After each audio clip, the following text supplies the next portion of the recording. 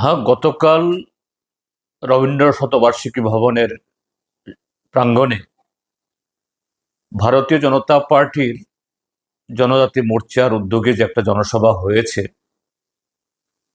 সেই সভাতে যে মন্ত্রী বিকাশ দেববর্মার একটা বক্তব্য ইতিমধ্যে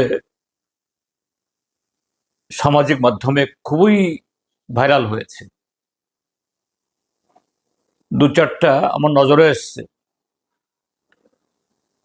তীব্রামথার কিছু কার্যকলাপে শুধু ভারতীয় জনতা পার্টি বা জনজাতি মোর্চা কেন, সমস্ত গণতান্ত্রিক দলেরই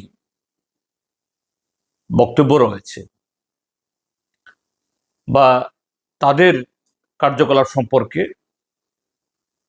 সেখানে তাদেরকে কিভাবে গণতান্ত্রিক পথে সংযত করা যায়, মোকাবেলা করা যায়, এ সম্পর্কে যার যার মতো করে সবাই কথা বলছেন, বলবেন। কিন্তু মন্ত্রী বিকাশ দেববর্মা যে ভাষায় কথা বলেছেন, এটা তো একটা ভদ্রলোকের, এবং সেই ভদ্রলোক সংবিধানের নামে শপথ গ্রহণ করে তিনি একটা মন্ত্রী পদেও আসীন আছেন।